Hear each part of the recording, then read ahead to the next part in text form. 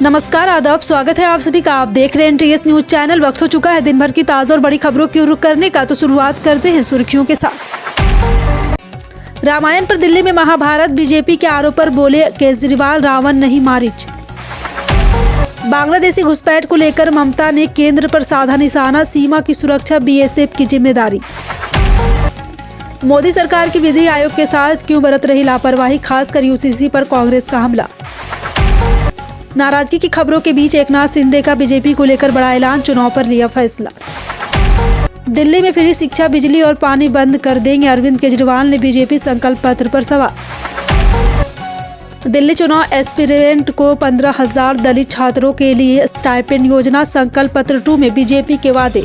जी हाँ, एक एक करके पूरी जानकारी आपको विस्तार से देंगे, लेकिन उससे पहले एक छोटी सी रिक्वेस्ट करेंगे दोस्तों। अगर आपको भी लगता है देश में होने वाले तमाम चुनाव EVM से ना होकर के बैलेट पेपर पर होना चाहिए, अगर आप भी हमारी बात का समर्थन करते हैं तो आप इस वीडियो को लाइक करके चैनल को सब्सक्राइब कर लीजिए और वीडियो को ज़्यादा से ज़्यादा लोगों में शेयर कीजिए। और आप किस राज शहर से न्यूज़ को देख रहे हैं कॉमेंट में जरूर लिखिए। चलिए खबरों को जानते हैं विस्तार से।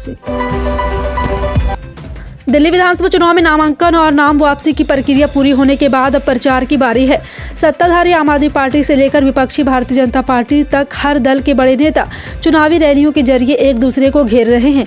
दिल्ली के दंगल में अब रामायण, रावण और मारीच की भी एंट्री हो गई है। आम आदमी पार्टी के CM कैंडिडेट अरविंद केजरीवाल के एक बयान को आधार बनाकर बीजेपी ने उनके खिलाफ मोर्चा खोल दिया है। बीजेपी ने केजरीवाल को फर्जी हिंदू बताते हुए उनके बयान को सनातन का अपमान बताया है। इस पूरे मामले को लेकर अब आम आदमी पार्टी भी आक्रामक मोड में आ गई है। बीजेपी के आरोप पर अरविंद केजरीवाल ने पलटवार भी किया है। दिल्ली के पूर्व मुख्यमंत्री अरविंद केजरीवाल ने कहा है कि वह रावण के हिरण बनकर आया था और कह रहे हैं कि रावण नहीं मारीच बनकर आया था। ध्रुव राठी ने अपने YouTube चैनल पर एक डॉक्यूमेंट्री को रिलीज किया है। डॉक्यूमेंट्री का नाम है अनब्रेकेबल। ये डॉक्यूमेंट्री आम आदमी पार्टी पर बनाई गई है, खासकर बीते 2 साल के दौर पर फोकस करते हुए। ये वो दौर है जब अरविंद केजरीवाल सहित आम आदमी पार्टी के 5 नेताओं को भ्रष्टाचार के आरोप में जेल जाना पड़ा था। अब वे सारे नेता जमानत पर बाहर हैं और दिल्ली पुलिस दिल्ली चुनाव कैंपेन में जोर शोर से लगे हुए हैं। ध्रुव राठी ने डॉक्यूमेंट्री शुरू होने से पहले एंट्री में डॉक्यूमेंट्री से मिलती जुलती कई बातों का जिक्र किया है और समझाया है कि ये करना क्यों जरूरी था। लोगों से ज्यादा शेयर करने की अपील करते हुए ध्रुव राठी ने कहा है कि यहाँ पर काम करो और आगे भी करते रहें देश के लिए। बता दें कि पश्चिम बंगाल में बांग्लादेशियों की घुसपैठ को लेकर एक बार फिर से सियासत तेज हो गई है। पश्चिम बंगाल की मुख्यमंत्री ममता बनर्जी ने मंगलवार एक बार फिर से केंद्र सरकार पर हमला बोला है। उन्होंने कहा है कि अंतर्राष्ट्रीय सीमा की सुरक्षा करना सीमा सुरक्षा बल की जिम्मेदारी है। उन्होंने मालदा जिले के लोगों से आग्रह किया है कि अगर कोई समस्या है तो वो सीमावर्ती इलाके में जाने से बचे। मुख्यमंत्री ममता की यह टिप्पणी 18 जनवरी को मालदा जिले में BSF चौकी के पास भारत बांग्लादेश सीमा पर तनाव बढ़ने के बाद आई है, जहाँ पर दोनों देशों के किसानों के बीच हुआ विवाद झड़प में बदल गया था। बता दें कि बंगाल का मालदा जिला बांग्लादेश के साथ सीमा समझा कर रहे हैं। कांग्रेस ने मंगलवार को कहा कि 22वां विधि आयोग समान नागरिक संहिता पर अपनी रिपोर्ट सौंपने जा रहे हैं, बिना ही खत्म हो गया। जबकि उत्तराधिकारी पैनल की वास्तविक संरचना की घोषणा अभी तक नहीं की गई है और कुछ पूछा है कि मोदी सरकार ऐसे सम्मानित निकाय के साथ लापरवाही क्यों बरत रही है। विपक्षी दल का यह बयान उत्तराखंड के मुख्यमंत्री पुष्कर सिंह धामी के उस बयान के एक दिन बाद आया जिसमें उन्होंने कहा था समान नागरिक संहिता के तहत नियमों को मंजूरी दे दी गई है और राज्य में इसके कार्यान्वयन की तिथि जल्द ही घोषित की जाएगी। नाराजगी की खबरों के बीच शिवसेना प्रमुख और महाराष्ट्र के उप मुख्यमंत्री एकनाथ शिंदे ने दिल्ली विधानसभा चुनाव में बीजेपी को समर्थन देने का ऐलान किया है। इस संबंध में उन्होंने बीजेपी के राष्ट्रीय अध्यक्ष JP नड्डा को चिट्ठी लिखी है।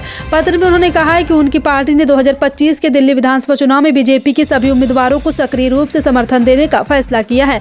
उन्होंने कहा है कि मैंने शिवसेना दिल्ली इकाई को BJP राज्य इकाई के साथ मिलकर चुनाव अभियान में सक्रिय रूप से भाग लेने का निर्देश दिया है। एकनाथ शिंदे ने कहा है कि मेरे नेतृत्व में शिवसेना हिंदू हृदय सम्राट को लेकर शिवसेना प्रमुख बाला साहेब ठाकरे की हिंदुत्व विचारधारा का प्रतीक रही है। विधानसभा चुनाव से पहले आम आदमी पार्टी का झटका लगा है। मंगलवार को 2 निगम पार्षद और एक पूर्व विधायक आपको छोड़कर बीजेपी में शामिल हो गए हैं। इसके अलावा सांसद संजय सिंह के प्रतिनिधि विजेंद्र चौधरी ने बीजेपी का दामन थाम लिया।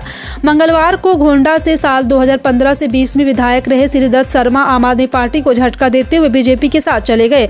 इसके अलावा भजनपुरा से निगम पार्षद रेखा रानी और खयाला से पार्षद शिल्पा कौर बीजेपी में शामिल हो गई है। इन्हें हर्ष मल्होत्रा, मनोज तिवारी और कमलजीत शेरावत ने बीजेपी में शामिल कराया।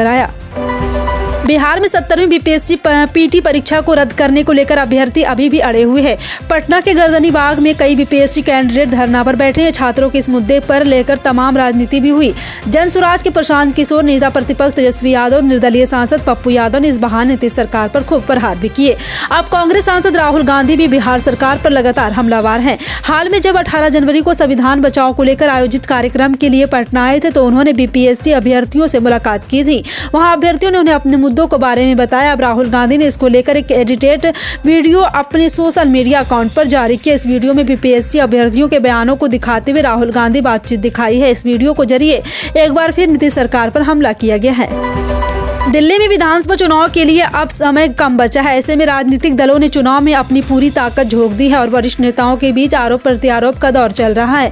इस बीच आम आदमी पार्टी के राष्ट्रीय संयोजक और पूर्व सीएम अरविंद केजरीवाल ने बीजेपी के संकल्प पत्र पर सवाल उठाते हुए कहा कि वे दिल्ली में फ्री शिक्षा, बिजली और पानी बंद कर देंगे। दिल्ली के पूर्व मुख्यमंत्री अरविंद केजरीवाल ने मंगलवार को प्रेस कॉन्फ्रेंस में कहा है कि बीजेपी ने जारी किए गए अपने 2 संकल्प पत्रों में कबूल किया है कि सीधे ऐलान कर दिया है कि वे दिल्ली के मोहल्ला क्लिनिक बंद कर देंगे और दिल्ली के सरकारी स्कूलों में मिलने वाली फ्री शिक्षा बंद कर देंगे। दिल्ली विधानसभा चुनाव में नामांकन और नाम वापसी की प्रक्रिया पूरी होने के बाद अब प्रचार की बारी है। सत्ताधारी आम आदमी पार्टी से लेकर विपक्षी भारतीय जनता पार्टी तक हर दल के बड़े नेता चुनावी रैलियों के जरिए एक दूसरे को घेर रहे हैं। दिल्ली के दंगल में अब रामायण, रावण और मरीच को भी एंट्री हो गई है। आम आदमी पार्टी के सीएम कैंडिडेट अरविंद केजरीवाल के एक बयान को आधार बनाकर बीजेपी ने उनके खिलाफ मोर्चा खोल दिया है। बीजेपी ने केजरीवाल को फर्जी हिंदू बताते हुए उनके बयान को सनातन का अपमान बताया है। इस पूरे मामले को लेकर अब आम आदमी पार्टी भी आक्रामक मोड में आ गई है। बीजेपी के आरोप पर अरविंद केजरीवाल को पलटवार किया है। दिल्ली के पूर्व मुख्यमंत्री अरविंद केजरीवाल ने कहा है कि वह कह दिया है कि रावण सोने का हिरण बनकर आया था। भारतीय जनता पार्टी ने दिल्ली विधानसभा चुनाव के लिए अपने संकल्प पत्र का दूसरा भाग जारी कर दिया है। मंगलवार को बीजेपी सांसद अनुराग ठाकुर ने पार्टी के संकल्प पत्र का दूसरा भाग जारी किया। अनुराग ठाकुर ने संकल्प पत्र जारी करते हुए स्वास्थ्य और यातायात की समस्या का समाधान करने का वादा करते हुए कहा है कि हम इनकी तरह बहाने नहीं करेंगे। केंद्र में भी मोदी सरकार है और दिल्ली में भी मोदी सरकार होगी। इस बेहतर दिल्ली बनाएंगे। उन्होंने कोविड काल में शराब व्यापारियों को लाभ पहुंचाने और अपने घर का निर्माण कर सीज माल घोटाला करने का आरोप लगाया। सीएजी रिपोर्ट विधानसभा में पेश नहीं किए जाने पर भी सवाल उठाए। उत्तर प्रदेश के प्रयागराज में महाकुंभ चल रहा है। इसमें देश के अलावा विदेश से भी लोग शामिल हो रहे हैं। वहीं सूत्रों के हवाले से खबर मिली कि बहुत जल्द ही प्रधानमंत्री मोदी भी इसमें शामिल होने वाले हैं। जानकारी के मुताबिक नरेंद्र मोदी 5 फरवरी को महाकुंभ जाएंगे। इसके अलावा उपराष्ट्रपति जगदीप धनखड़ 1 फरवरी को महाकुंभ में शामिल होंगे। दिल्ली दंगा केस में आरोपी पूर्व पार्षद ताहिर हुसैन जेल में बंद है। आम आदमी पार्टी के पूर्व पार्षद ताहिर को असदुद्दीन ओवैसी की अगुवाई वाली ऑल इंडिया मजलिस इत्तेहादुल मुस्लिमीन ने दिल्ली के चुनावी दंगल में उतारा है। मुस्तफाबाद विधानसभा सीट से एआईएमएम के उम्मीदवार ताहिर हुसैन ने चुनाव प्रचार के लिए सुप्रीम कोर्ट में जमानत याचिका दायर की है। ताहिर हुसैन की जमानत याचिका पर 20 जनवरी को ही सुनवाई होनी थी, लेकिन समय की कमी के कारण सुनवाई नहीं हो सकी। ताहिर हुसैन की जमानत याचिका पर 20 जनवरी को सुप्रीम कोर्ट के जस्टिस पंकज मित्तल और अहसनुद्दीन अमानुतुल्लाह की बेंच सुनवाई होनी थी। समय की कमी के कारण बेंच ने इस याचिका पर सुनवाई स्थगित कर दी। समीर वानखेड़े की तरफ से एनसीपी नेता नवाब मलिक के खिलाफ दर्ज कराए गए मामले में मुंबई पुलिस के क्लोजर रिपोर्ट लगाने का फैसला किया। मुंबई पुलिस ने बॉम्बे हाई कोर्ट में कहा है कि हमने अत्याचार अधिनियम मामले की जांच की है। सबूतों के अभाव में हम मामले में क्लोजर रिपोर्ट लगा रहे हैं। बता दें कि समीर वानखेड़े आरएसएस के अफसर है और उन्होंने मलिक के खिलाफ अत्याचार निरोधक अधिनियम के तहत मामला दर्ज कराया है। बिहार में इसी साल विधानसभा चुनाव होना है। दावा किया जा रहा है कि मुख्यमंत्री नीतीश कुमार के नेतृत्व में एनडीए चुनाव लड़ेगा। बीजेपी के कई नेता भी इसको लेकर बयान दे चुके हैं। इस बीच बीजेपी नेता के उस बयान पर सियासी गलियारे में चर्चा है रही है, जिसमें नीतीश कुमार के उप मुख्यमंत्री कहा गया है। दरअसल बीते सोमवार को राजस्व एवं भूमि सुधार विभाग के मंत्री और बिहार बीजेपी के प्रदेश अध्यक्ष दिलीप जायसवाल छपरा पहुंचे थे। यहाँ जब वे कार्यक्रम को संबोधित करे तो उनकी जुबान फिसल गई। उन्होंने मुख्यमंत्री नीतीश कुमार को उप मुख्यमंत्री कर संबोधित किया। वक्फ अधिनियम पर गठित जेपीपी की बैठक मंगलवार को उत्तर प्रदेश की राजधानी लखनऊ में हुई।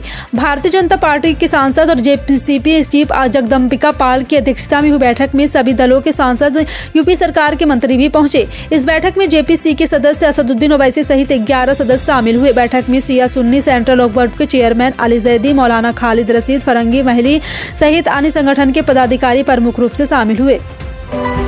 डोनाल्ड ट्रंप अमेरिका के राष्ट्रपति बन चुके हैं। अमेरिका में 4 साल बाद उनकी वापसी हो गई।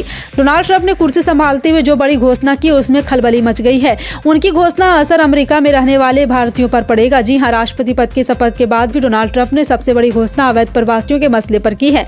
डोनाल्ड ट्रंप ने अवैध रूप से अमेरिका आने वाले लोगों को हमेशा के लिए रोक लगाने की घोषणा की है। इसके बाद अमेरिका में अवैध तरीके से रह रहे 7.25 लाख भारतीयों के भविष्य पर भी तलवार लटक गई है। दरअसल पीयूसी सेंटर के साल 2022 में आकलन के मुताबिक अवैध प्रवासियों को कुल संख्या 10 करोड़ 10 लाख है। इनमें से फिलहाल आपका इन सभी खबरों पर क्या कहना है, कमेंट सेक्शन में टाइप करके जरूर बताएं। मिलते हैं अगली बड़ी खबर में, तब तक के लिए जय हिंद।